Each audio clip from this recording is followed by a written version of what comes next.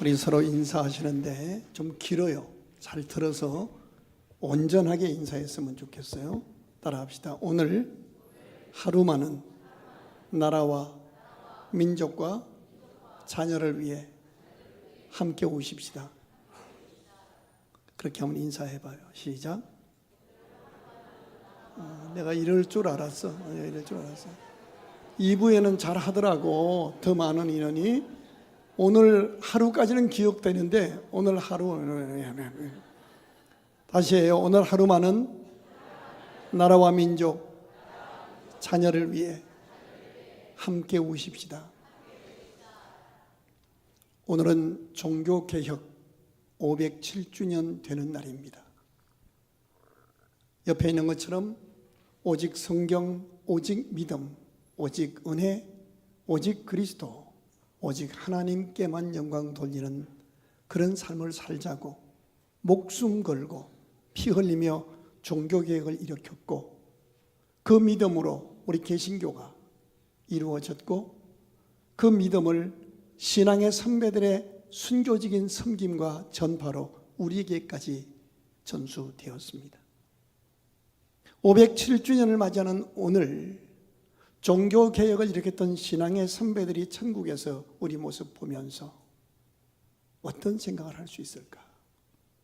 아니, 하나님께서 오늘 내 모습을 보시면서 내 속에 변질되고 오염되고 하나님이 기대하지 않는 다른 모습으로 자리매김된 어떤 것들, 개혁해야 할 과목과 요소들은 무엇이라고 생각하실지, 오늘 저는 종교개혁 주간 이 아침에 성경에 나타나는 인물 가운데 처음에는 너무 은혜롭고 영광스럽게 복되게 쓰임받았으나 그 믿음 제대로 사수하지 못하고 성숙되지 못하고 오히려 마지막이 비참해지고 안타깝게 끝난 실패자 한 사람을 추적하면서 그 모습이 우리 속에도 재현되고 있음을 두려운 마음으로 깨닫고, 우리도 하나님 앞에 회복의 은혜를, 개혁의 기회를 놓치지 않고 하나님 앞에 바로 섰으면 좋겠다는 열망으로 오늘 말씀을 나누고자 합니다.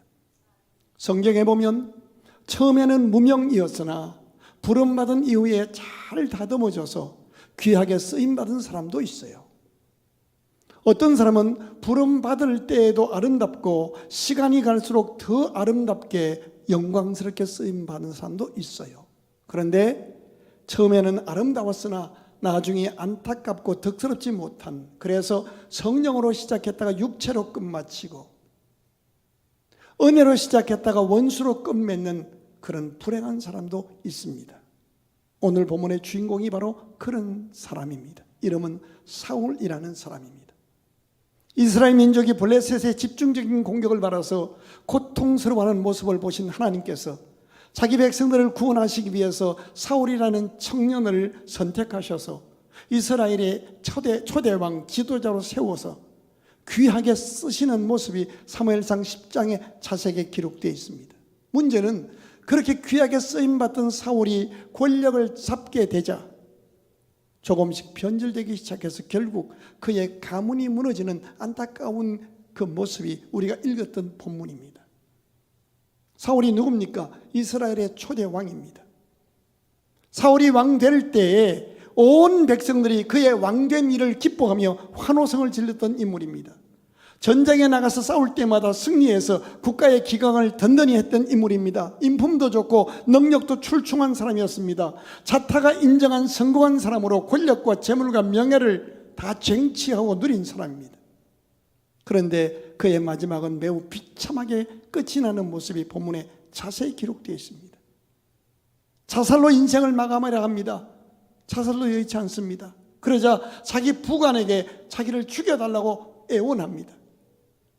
부관이 자기 사령관 죽일 수 없어서, 자기 왕을 죽일 수 없어서 못하겠다고 말하자 급기야 자기 칼을 세우고 자기가 스스로 몸을 칼에 던져 죽습니다. 그 모습을 지켜보던 부관도 자살하고 그 세 아들도, 그 백성들도 다 죽임을 당합니다. 그가 입었던 갑옷들은 적군의 손에 넘겨져서 전쟁 박물관에 걸리는 수치를 당하고요, 그의 죽은 시체는 목베임을 당하고 목 없는 시체가 뱃산 성벽에 못 박히는 모욕을 당합니다. 왜 이런 일이? 그리고 하나님은 이런 사울의 비참한 모습을 자세하고 상세하게 기록해서 믿음의 후배들에게 읽게 하시는 것일까요? 아주 중요한 네 가지의 교훈이 들어있고요. 그 네 가지의 교훈은 우리도 그럴 수 있다라는 경고인과 동시에 그럼에도 불구하고 그의 실패한 흔적을 통하여 우리에게 말씀하시는 하나님의 호소가 들어있습니다.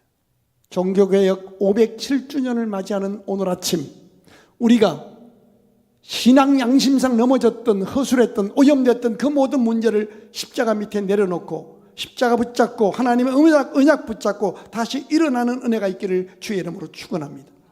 이 아침에 사울을 초청해서 우리가 간정집회를 열면 그의 실패의 네 가지 요소를 그는 설명할 겁니다. 첫째, 교만입니다.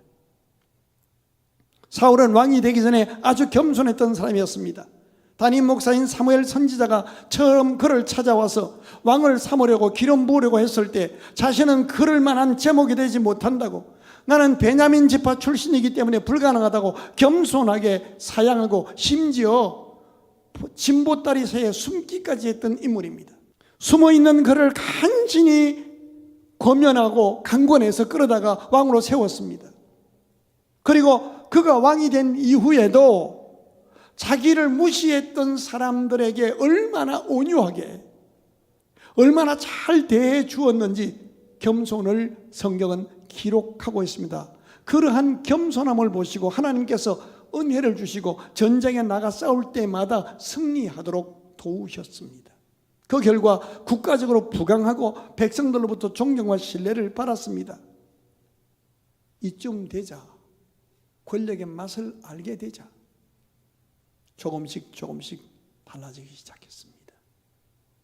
그 첫 번째가 영적인 교만의 모습입니다. 왕이 된 지 2년 되었을 때 블레셋 사람과의 전쟁을 하게 되었습니다. 이 사람은 믿음의 사람이니까 우리식으로 말하면 담임 목사님 초청해서 예배드리고, 아무리 급해도 사업 시작하기 전에, 건축하기 전에, 뭐 하기 전에 예배를 드리는 것이 합당하다고 생각해서 담임 목사 초청하고 예배를 준비하고 예배를 시작하는데 사무엘 선지자가 늦게 오는 거예요. 그러니까 이 사람은 왕이잖아요. 자기는 나라를 다스리는 것이지 예배 집전할 권한은 없잖아요.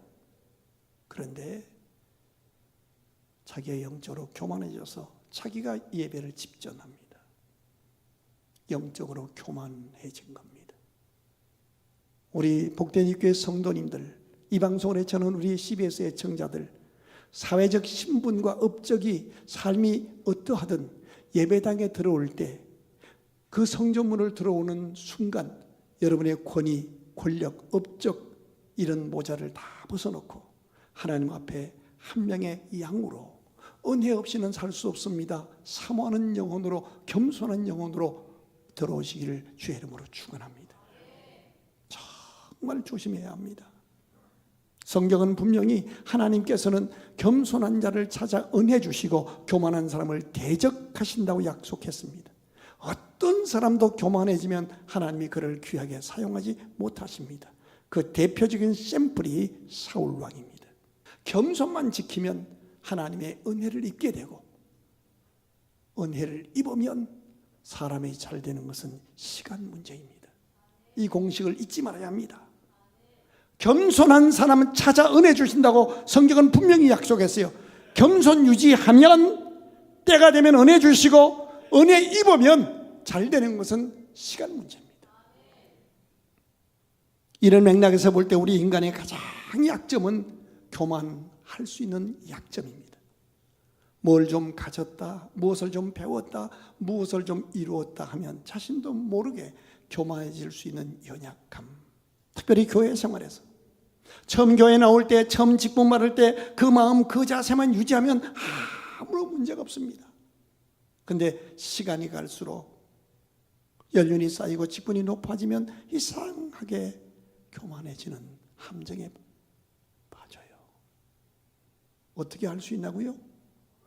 다른 사람의 허물이 서울서울 보이기 시작해요. 자기가 몸담아 섬기는 직장, 가정, 교회, 조직의 약점이 보이기 시작해요. 자신도 모르는 사이에 기준이 되어서 판단하고 비판하고 불평하기 시작하면서 그 영혼과 그 은행이 어두워지기 시작해요. 이게 문제입니다.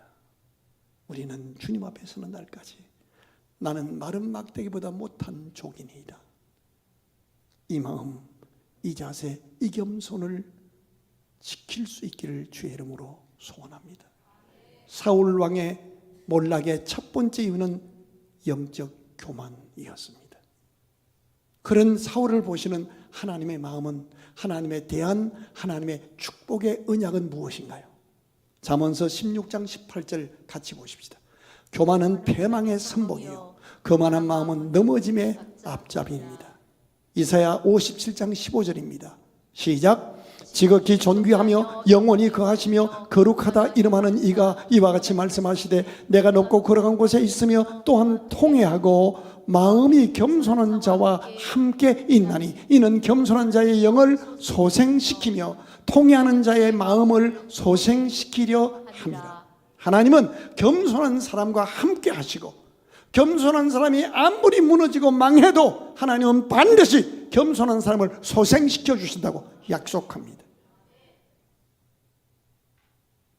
종교개혁 주간에 저와 여러분 속에 하나님과 사람 앞에서의 겸손이 회복되기를 주의 이름으로 축원합니다. 두 번째, 교만해지면 그 다음에 빠지는 함정, 그 다음에 나를 빠뜨리는 제2의 함정이 기다리는데 그것이 바로 불순종입니다. 그런데요, 이 사울의 불순종은 우리에게 치사하는 바가 굉장히 커요. 사울의 불순종을 요즘 말로 표현하면 내 버전대로 하는 순종입니다. 아예 순종 자체를 안 하는 것은 아닙니다. 순종하는데 내 버전대로 하는 겁니다. 예배도 내 마음대로, 봉사도 내 마음대로, 섬김도 내 마음대로, 내 버전대로 하는 거예요. 사울 왕이 아말렉과 전쟁하러 나갈 때 하나님 분명히 말씀하셨습니다. 너 전쟁할 때 내가 도와서 이기게 할 것이다. 이기면 그 아말렉에 있는 적진영의 모든 것을 다 불태우고 진멸하라. 이 의미는 그들이 누렸던 전리품들을 보면서 하나님을 잠깐 잊어버리고 그런 것에 영향력을 받을 수 있다는 것을 하나님이 아시는 거예요. 이겨놓고 지는 거잖아요. 모든 전리품도 소각하라고 분명히 말씀하셨습니다. 처음에는 그 말씀대로 순종함으로 하나님이 도우셔서 승리합니다. 그런데 승리한 후에 아말렉 왕 아각도 살려주고요, 전리품인 소, 양도 살려줍니다. 근데 나중에 들어보면요, 왜 진멸하지 않았냐 했더니 명분 이유가 있어요. 여하튼 자기 버전대로 순종, 즉 불순종하는 함정에 빠졌어요. 사무엘 선지자가 전쟁하고 돌아온 사울 왕을 격려하기 위해서 신방 갔습니다. 신방 가는데 막 짐승들 우는 소리가 들리는 거예요. 이게 무슨 소리냐고 물었더니 사울 왕이 대답합니다. 전쟁에서 이겼는데 양들 소가 있어서 가져왔다는 거예요. 분명히 불태우라 그랬잖아요. 죽이라고 그랬잖아요. 근데 사울이 이렇게 말합니다. 하나님께 예물로 드리려고 남겨놨다는 거예요. 자, 하나님 앞에 예물 드리려고 남겨놨다는 거예요.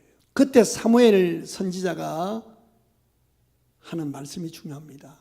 아니, 사무엘을 통해서 하나님 주신 말씀이 순종이 제사보다 낫다. 자, 같이 읽어요. 사무엘이 이르되 여호와께서 번제와 다른 제사를 그의 목소리를 청종하는 것을 좋아하심같이 좋아하시겠나이까? 순종이 제사보다 낫고 듣는 것이 순양의 기름보다 나으니 거역하는 것은 점치는 것 같고 완고한 것은 사신우상에게 절하는 것 죄와 같음이라. 같이 크게 시작. 왕이 여호와의 뭘 버렸으므로? 말씀을 버렸으므로 여호와께서 왕을 버려 왕이 되지 못하게 하셨느니라. 이미 왕이 됐는데 이제 끝내겠다는 거예요. 뭘 버려서? 하나님 말씀 버리고 자기 버전대로 행했다는 거예요. 자기 버전대로.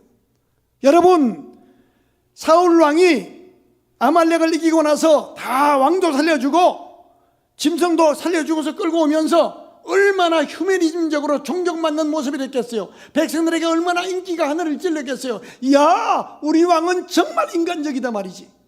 근데 뭘 버린 거예요? 하나님의 말씀을 버린 거예요. 제가 목회하면서 제일 힘든 사람은요, 온전한 순종이 아닌 자기 버전대로 순종하는 사람이에요. 아예 안 하면 안 시키겠는데 하는 거예요. 근데 자기 버전대로 하는 거예요. 왜 이렇게 되는지 아세요? 우리가 이 아침에 꼭 분별해야 할 두 가지가 있어요.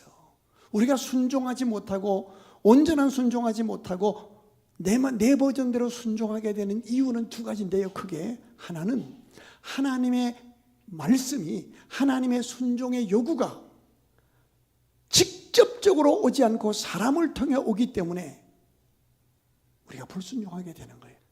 사람을 통하여 주시는 말씀이기 때문에 어느 순간 그 사람을 세우시고 그를 통하여 말씀하시는 하나님을 보지 못하고 그 말씀을 정하는 사람을 보느라고 말씀을 온전히 순종하지 않고 자기 버전대로 순종하는. 또 하나는 자기 손에 들려진 힘, 자기가 이룩한 무엇 때문에 하나님의 말씀을 경히 여기느라고 자기 버전대로 하는 거예요. 셋째입니다. 자기 버전대로 반쪽 순종을 해놓고도요, 그 다음에 또 그렇게 하면 세 번째 함정이 기다립니다. 그게 시기 질투의 함정입니다. 자기 버전대로 해놓는데 자기 눈에 우습게 보이는 사람이 더 잘하고 인정을 받고 박수갈채를 받으니까 이 꼴을 못 보는 거예요. 누군가가 자기보다 잘하고 온전하고 다른 사람들에게 인정받는 꼴을 못 보는 거예요.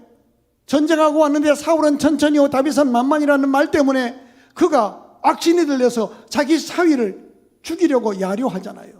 짧은 인생 살면서 사람을 미워하지 마십시다. 여러분, 내가 판단하고 내가 기준 세운 것이 그게 옳은 거 아닙니다. 로마서 14장 4절 같이 읽겠습니다. 시작. 남의 하인을 비판하는 너는 누구야? 이 하인은요, 주의 종을 말하는, 하나님이 쓰시는 사람을 말하는 거예요. 남의 하인을 비판하는 너는 누구냐? 그가 서 있는 것이나 넘어지는 것이 그를 뽑고 쓰는 주인에게 있음에 그가 세움을 받으리니 이는 그를 세우시는 권능이 누구한테 있다? 성경을 읽어보세요. 하나님께 쓰임 많은 사람들을 살펴보라.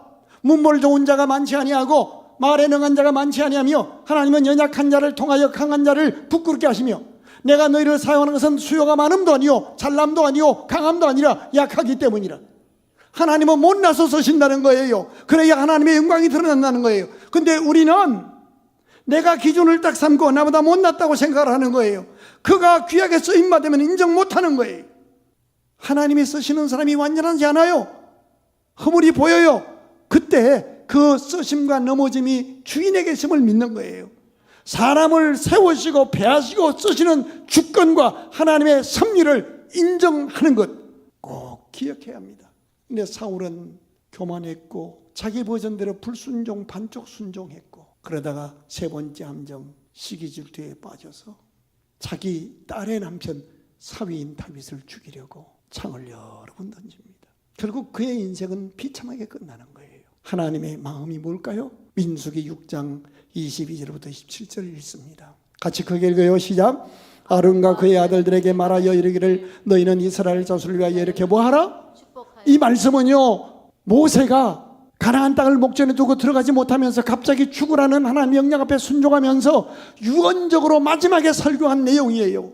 여호와는 어떻게 하라는 거예요? 축복하는 삶을 살라고 유언을 하는 거예요. 여호와는 내게 뭐를 주시고 복을 주시고 너를 지키시기를 원하는, 이게 우리가 하라는 거예요. 가가지고 나는 당신이 병들 줄 알았어 이런 얘기 하지 말라는 거예요.